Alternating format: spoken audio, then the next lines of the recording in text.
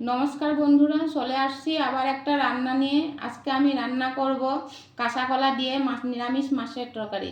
সেটা কিভাবে রান্না করব সেটাই তোমাদের সামনে তুলে ধরবো। নিরামিষ মাছের তরকারি করার জন্য আমি কাঁচা কলা আলুটা সিদ্ধ করে মেখে নিয়েছি। এখন আমি সয়াবিন পেস্ট করে রাখছিলাম, সেটা দিয়ে দিব 2 চামচ ময়দা, দিয়ে দিব 1 চামচ বেসন, পরিমাণ মতন দিয়ে দিব লবণ, দিয়া দিব হলুদ, দিয়া দিব লঙ্কার গুঁড়া, দিয়া দিব 1 চামচ গরম মশলা দিয়ে আমি একসঙ্গে সব মেখে নিব। সব কিছু একসঙ্গে দিয়ে আমি মেখে নিয়েছি।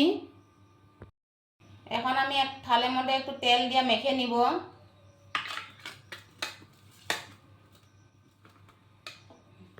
সবগুলো দিয়ে একসঙ্গে মাখা হয়ে গেছে। এখন আমি মাছের মতন শেপ বানিয়ে নিয়েছি। সবগুলো আমি মাছের শেপ বানিয়ে নিয়েছি। এখন আমি কড়াইতে সুন্দর করে ভেজে নিব। নিরামিষ মাছগুলো ভাজা হয়ে গেছে, এখন আমি নামিয়ে নিব। এখন আমি কড়াইতে দিয়ে দিব 2টো তেজপাতা, দিয়ে দিব একটু কালো জিরা, দিয়ে দিব এখন কেটে রাখা আলুটা। দিয়ে আলুটা ভাজা ভাজা হয়ে গেছে, এখন দিয়ে দিব পরিমাণ মতন লবণ। এখন আমি দিয়ে দিব জিরার গুঁড়া, হলুদ, লঙ্কা গুঁড়া একসঙ্গে মিক্স করে রাখলাম, সেটা দিয়ে দিব। এখন আমি দিয়ে দিব টমেটো পেস্ট।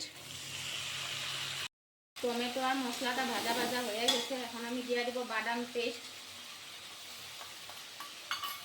সব কিছু দিয়ে ভাজা ভাজা হয়ে গেছে, এখন আমি দিয়ে দিব জল। দিয়ে দিব আমি কেটে রাখা কাঁচা লঙ্কাটা। দিয়ে দিব এখন ভেজে রাখা নিরামিষ মাছগুলো।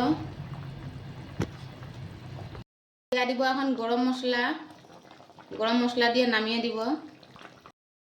এই যে আপনাদের সামনে রেডি নিরামিষ কাঁচা কলা দিয়ে মাছের তরকারি। ভালো লাগলে লাইক কমেন্ট শেয়ার করবেন। চলে আসবো আবার একটা রেসিপি নিয়ে।